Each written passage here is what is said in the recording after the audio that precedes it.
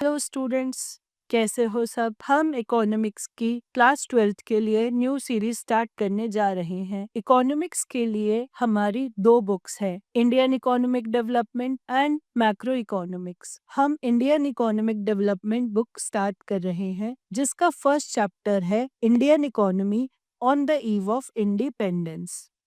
ठीक है, हमें इंडिपेंडेंस मिली थी 15 अगस्त 1947 को।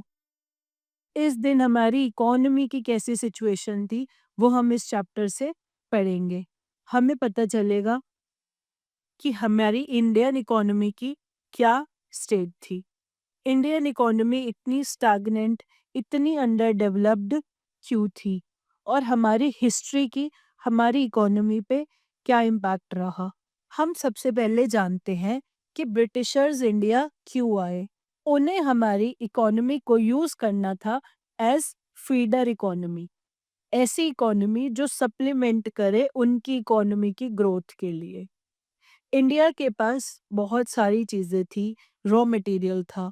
18th century and 19th century में ब्रिटेन ग्रो कर रहा था as a industrialised nation.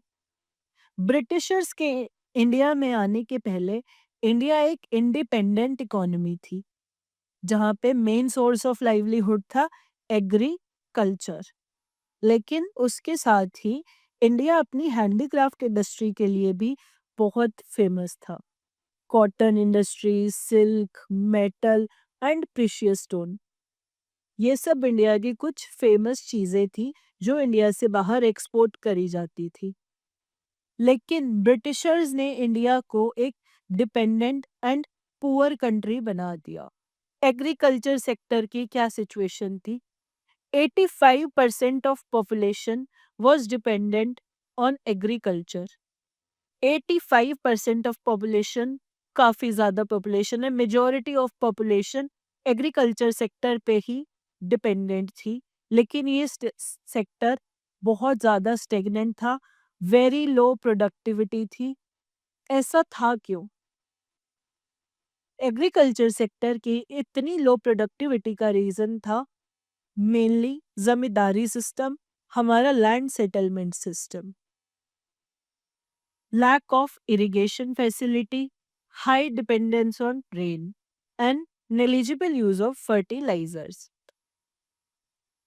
Indian agriculture की एक और प्रॉब्लम थी एक्सेसिव कमर्शलाइजेशन ऑफ एग्रीकल्चर।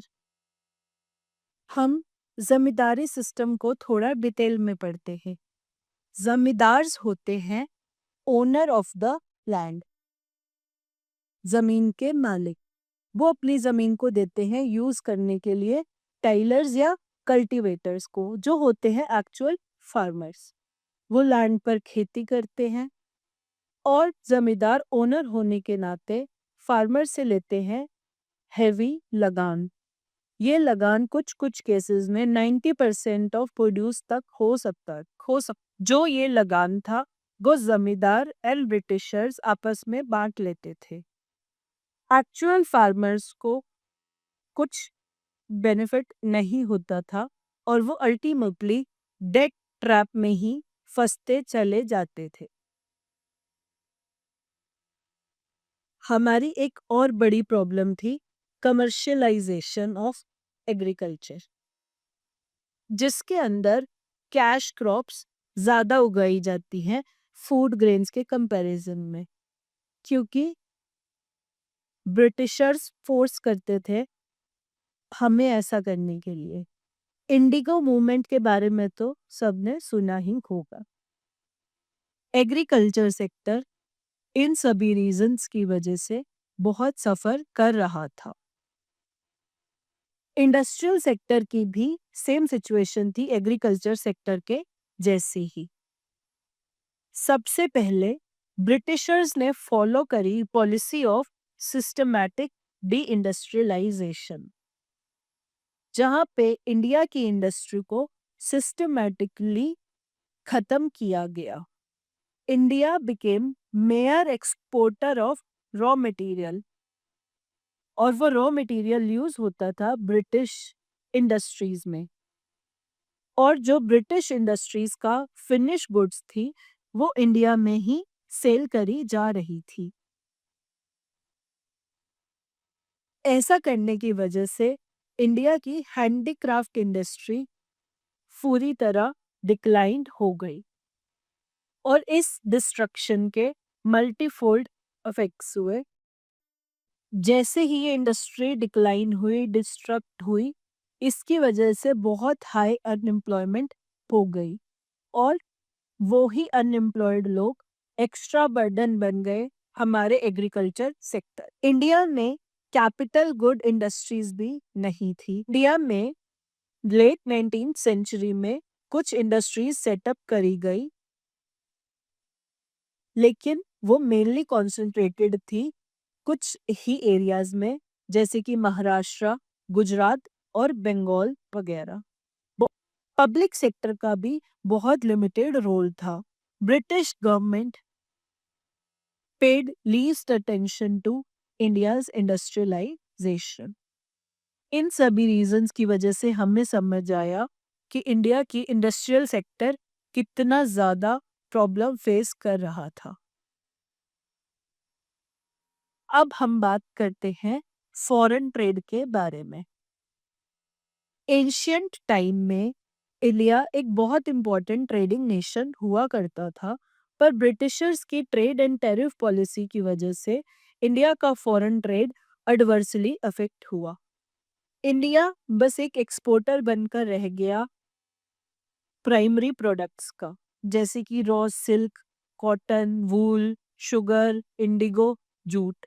ये सब प्राइमरी प्रोडक्ट्स इंडिया में ग्रो करे जाते थे और ये सब ब्रिटेन सेंड कर दिए जाते थे वहाँ की इंडस्ट्रीज में, वहाँ की फैक्ट्रीज में प्रोसेस होने के लिए, और इंडिया बन गया importer of finish goods and capital goods.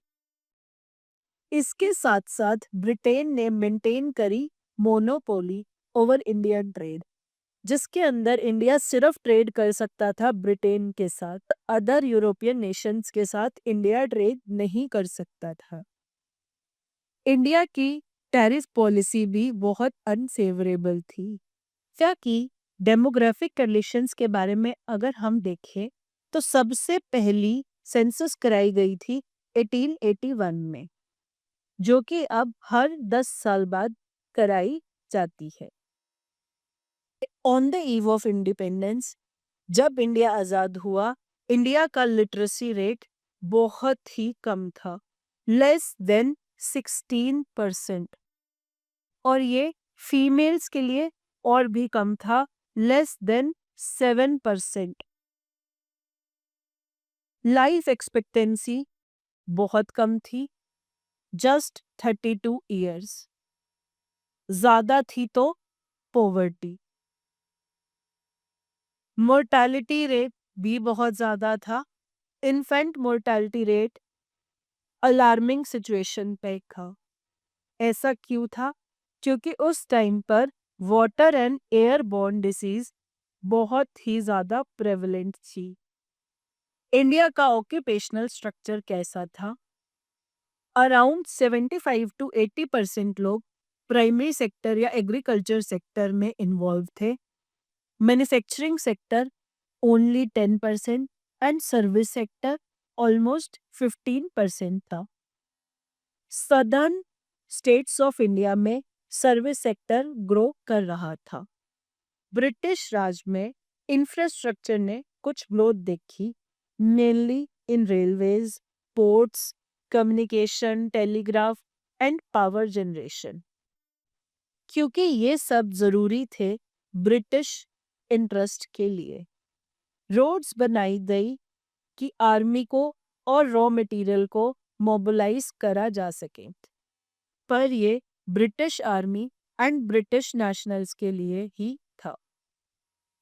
At last हम कंक्लूड कर सकते हैं कि इंडियन इकोनॉमी ऑल एस्पेक्ट्स में ही सफ़र कर रही थी। एग्रीकल्चर में surplus labour and low productivity की प्रॉब्लम थी। इंडस्ट्रियलाइज सेक्टर में मॉडर्नाइजेशन, डाइवर्सिफिकेशन नहीं था। गवर्नमेंट इन्वेस्टमेंट काफ़ी लिमिटेड थी। फॉरेन ट्रेड ब्रिटिश इंडस्ट्रीज को ही सपोर्ट कर रहा था। इंफ्रास्ट्रक्चर कॉलोनियल रूल को स्ट्रेंथन करने के लिए यूज हो रहा था। And poverty and unemployment peak पर थी।